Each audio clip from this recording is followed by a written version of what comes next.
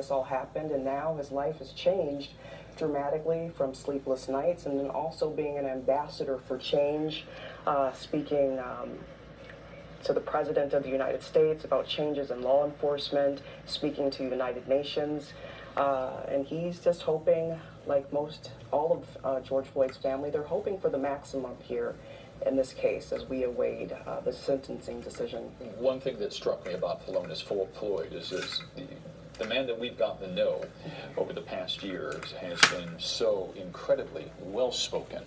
His words chosen very carefully and very measured.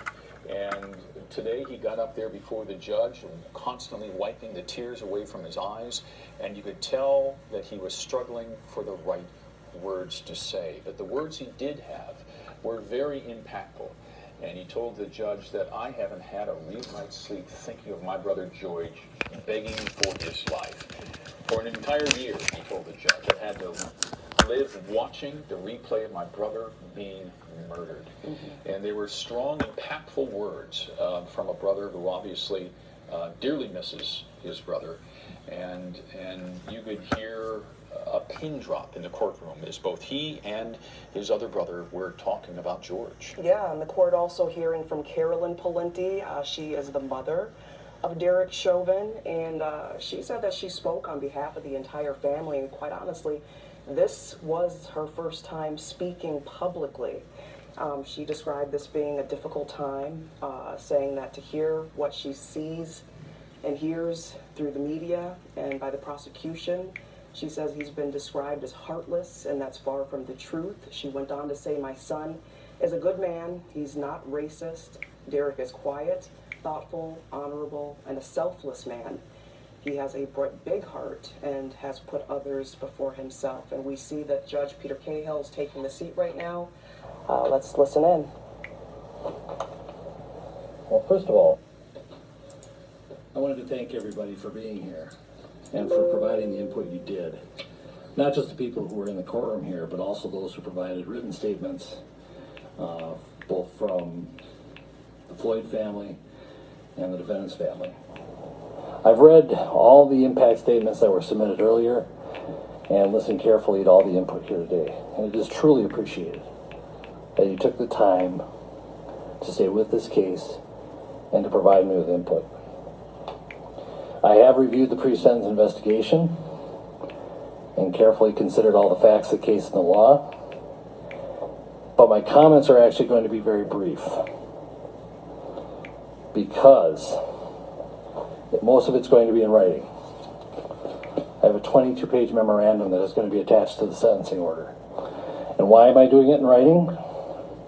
To emphasize the fact that determining the appropriate sentence in any case, and in this case, is a legal analysis. It's applying the rule of law to the facts of an individual and specific case.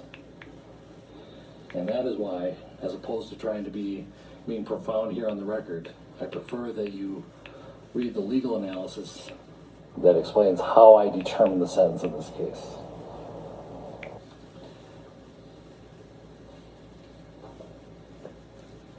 What the case is, or what the sentence is not based on, is emotion or sympathy.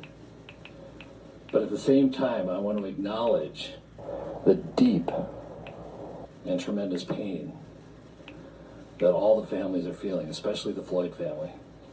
You have our sympathies. And I acknowledge and hear the pain that you are feeling. I acknowledge the pain not only of those in this courtroom, but the Floyd family who are outside this courtroom and other members of the community.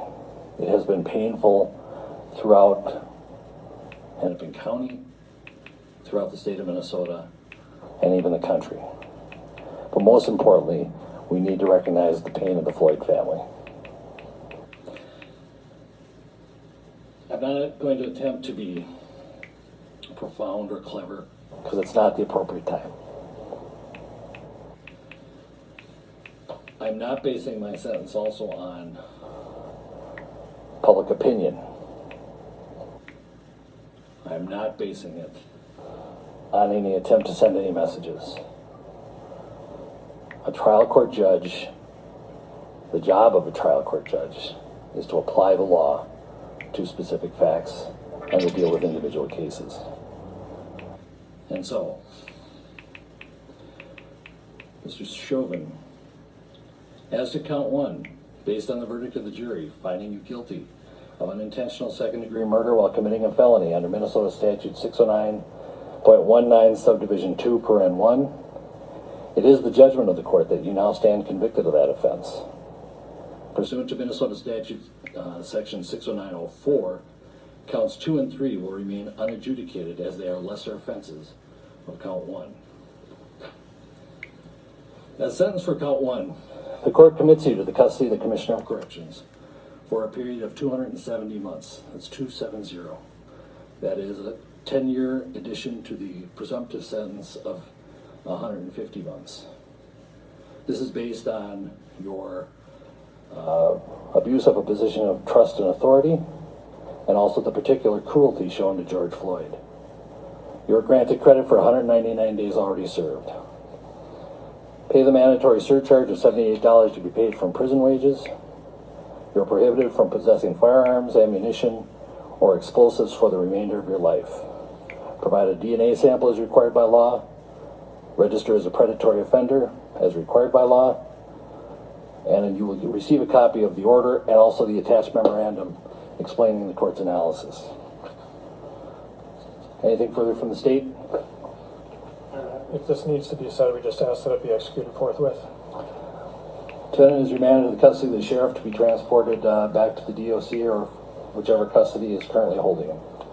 Anything from the defense? All right. Thank you. We are adjourned. And there you have it, Derek Chauvin sentenced to 270 months with the Department of Corrections. That equals out to 22 and a half years, and that will include time already served while this trial has been underway.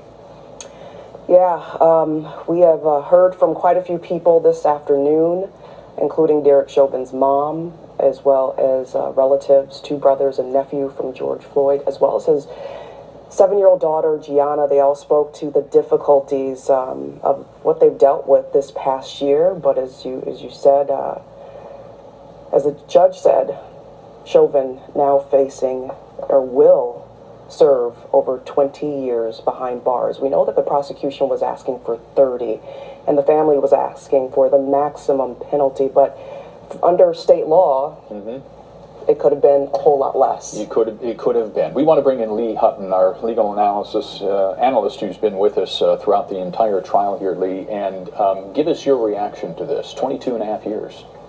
22 and a half years. I really think, based on the video, that this was lesser than what I thought it would be. I'm curious to read the order, this legal analysis that the judge alluded to, which I think was the right approach. I think this is not the time for something profound. This is not the time for some type of narrative that takes away from the seriousness of this case.